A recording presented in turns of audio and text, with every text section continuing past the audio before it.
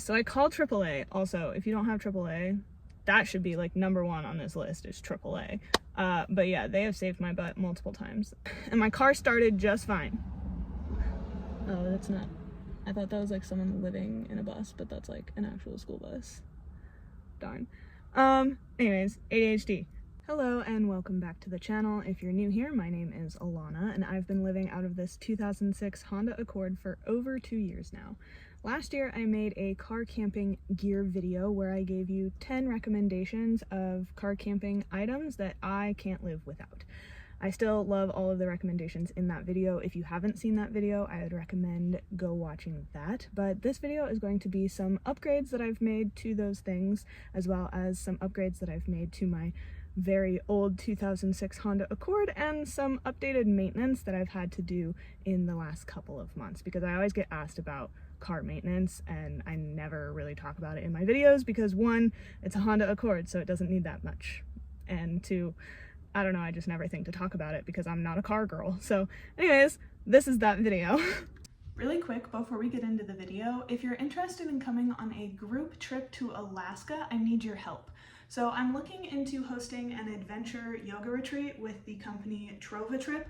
I'm sure you've seen them host trips with other creators on the internet, but I need your help with getting 100 survey responses to the survey that is the first link in the description box.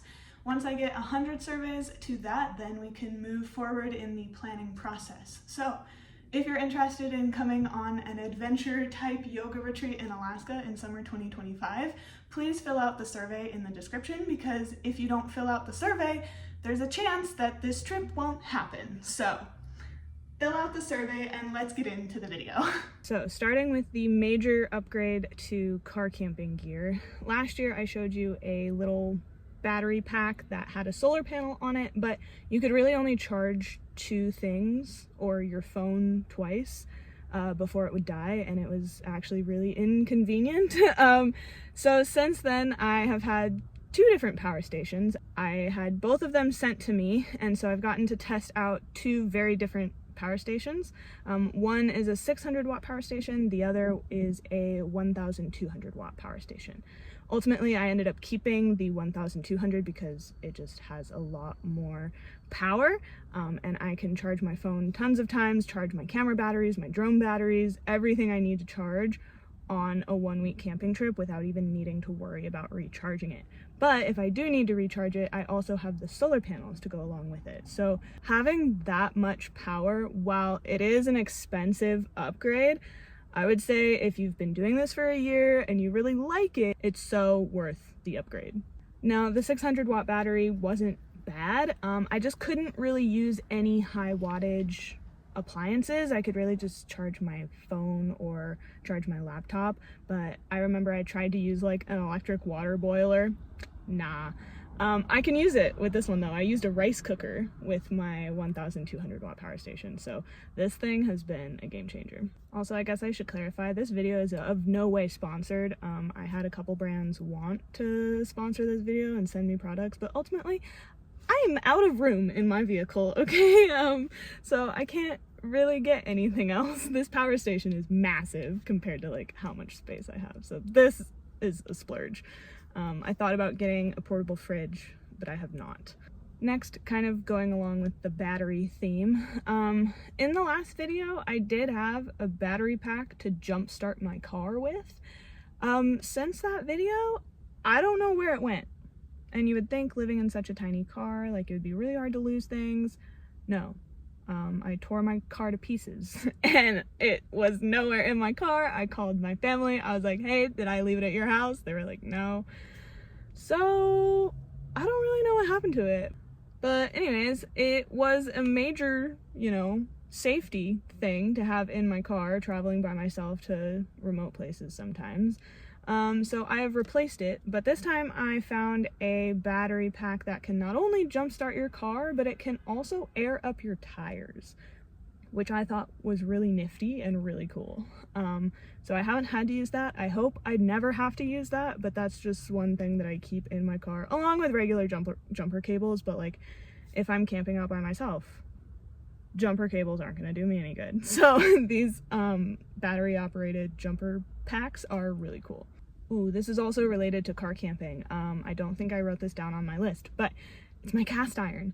I love having a cast iron pan. It's so much better than the crappy camping, like, I don't even know what they're made out of, but they're not good for cooking pans. You know, like the speckled blue ones, you know what I'm talking about.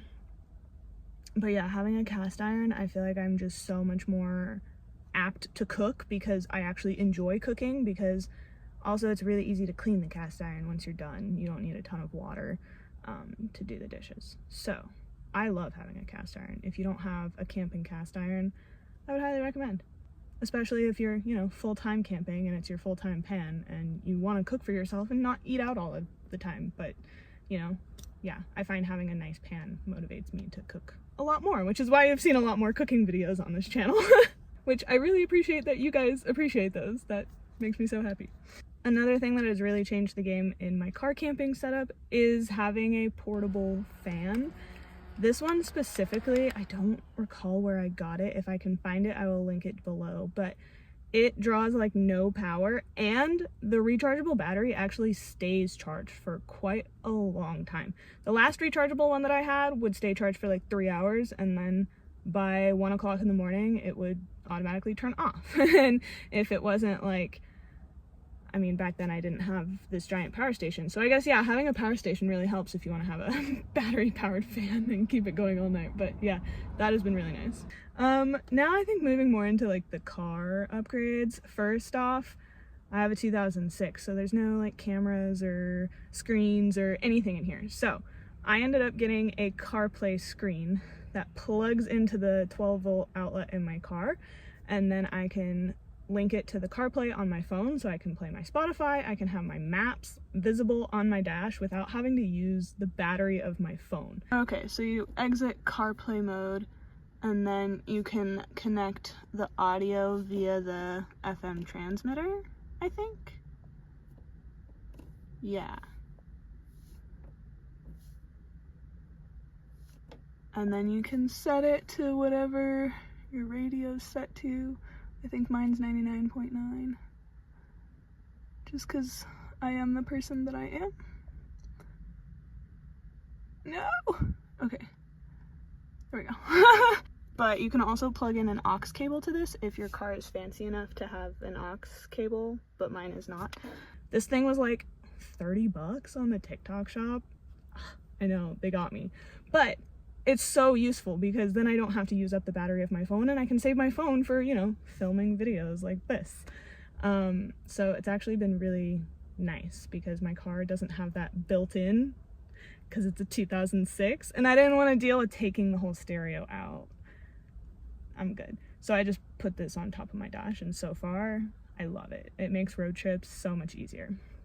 Speaking of, right above it, I also got a dash cam. This was inspired by the first car maintenance thing that I'll talk about next, but it's a dash cam that records both the outside of the car and the inside of the car, so I can see what's going on. I can use it while I'm driving, just in case anything happens. I can leave it running plugged into my nifty 1200 watt power station. It uses like no battery. And leave it running while I'm away from the car for like a security camera. So I really like that. I'm not sure how long the SD card will last. That's the only thing that I'm kind of nervous about. I might need to like upgrade the SD card because I'm not going to be sorting through the footage all of the time. But let me know if you want just like a random clips of me driving collage video. I won't say anything. I'll just let you feel like you're my dash cam. So let me know if you want to see that. I feel like that could be fun. Now, before I got the dash cam and the CarPlay, I used to have a suction cup phone mount on my, what's that? Windshield. But because of where the CarPlay and stuff went, the phone mount was just in the way, so I ended up giving that to my boyfriend, and I got a different car mount. It like clips onto the dash. I'm not sure how much I like it. It's kind of not stable. Like, it's a miracle you haven't fallen over right now, but it's working. So hopefully I can just use it for like stable stationary videos and then just rely on the dash cam for like footage while I'm driving because this would not work while I was driving. Ooh, okay, so the reason that I got the dash cam is because one time I parked my car and I slept there, and then I got up the next morning and I went for a walk, and when I came back, my driver's side mirror looked like this. And like, okay, someone accidentally hit it with their bike handlebar, but then why is it pushed back in? That just like really freaked me out, and I couldn't tell if people had done it on purpose or if it was an accident. But either way, it was really annoying because my car's from 2006, so you can't just like walk into AutoZone and buy a new mirror. Like, I had to order it, wait a week, and luckily the pet sit that I was at, the owners were nice enough to not only let me stay until the part came, but then he also put it in for me, so that was very sweet. I love them. Speaking of actual maintenance to the car, I also had to replace the sun visor clips because they're just plastic and they broke, and so it no longer held the sun visor in place, and anytime I hit the brake, the sun visor would go like flying in front of the windshield. I was like, okay, this is becoming a safety hazard. I need to fix that. Luckily, it was really easy to fix. I think I got some videos of me while I was fixing it, but yeah, that was a really simple fix, and I should have just done that sooner. I do that a lot. Same thing with this like steering wheel cover. I don't know if you saw my videos back in the day. I had this nasty like ripped up cloth. It was terrible, but shout out to my mom for getting me this. Thanks, Mom. What else? I had to replace a headlight. I didn't do it, my boyfriend did it. Thanks, babe. And I also took my car into the mechanic to have it inspected and to get an oil change. Oil change, obviously routine maintenance. I do that at least twice a year, depending on how much I'm driving, but if I take a big trip, I'll do it an extra time for the trip. But the mechanic came back and said that my battery was like not as strong as it should be. And I was like, cool, thanks for that information. I actually have a warranty somewhere else. Let me go, see what they say. And then they tested my battery at Napa because, I guess, fun side tangent, 2 years ago in September, I was camping in Steamboat Springs. And it was really cold that night. It was like the first time that it got cold. And I hadn't really been thinking about my car battery. It was so cold, I had to scrape ice off my windshield from the outside with an old debit card because I don't have anything to scrape ice off my car because I don't go to places with ice. Ew.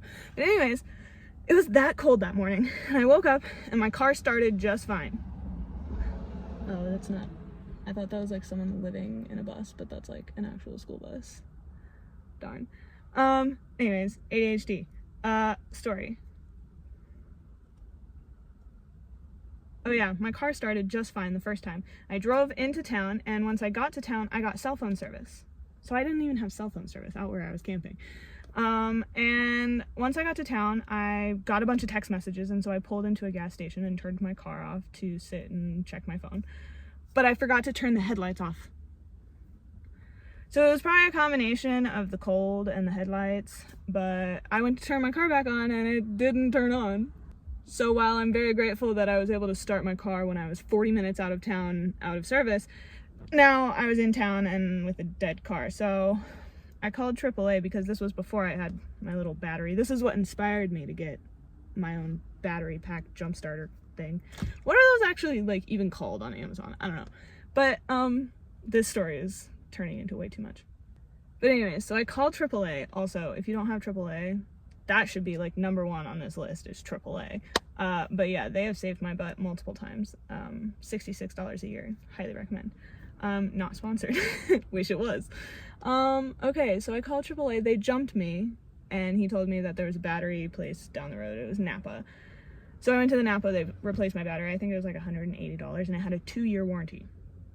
So I'm actually filming this the week that I'm posting it. I never do that, so that's weird. But it's, I don't even know what it is. August? It's August. And my warranty is through September. Okay, so back to the other story. I went to Napa and had them test my battery after the mechanic told me that my battery was showing like a little weak. And Napa was like, oh, it's fine. And I was like, okay, is that because you can read on my battery, like, that I have a warranty and expires next month, so you're just gonna tell me that it's fine? Or is it actually fine and the mechanic was lying to me? I don't think the mechanic would lie to me because, like, I've been going to this mechanic forever. But they could have, you know? I look like this. So, I don't know. Basically, that's why I got another battery jump starter kit thingy that I don't know what to call it. Because, yeah, Napa didn't replace my battery. So, basically, I'm just going to keep an eye on it and keep going into Napa and be like, hey, can you test my battery? And then hope to God that it gets weak enough that they replace it under warranty before September. We'll see. But yeah. Is that everything on my list? Let me check. Oh yeah, that was everything on my list and then some. Also, I thought of another one. These bug nets for my back windows. Game changer. I don't know why I didn't do that sooner. I highly recommend if you don't have those already. It makes it really easy to leave the windows open at night, except when it rains, because I don't have the little, like, rain covers.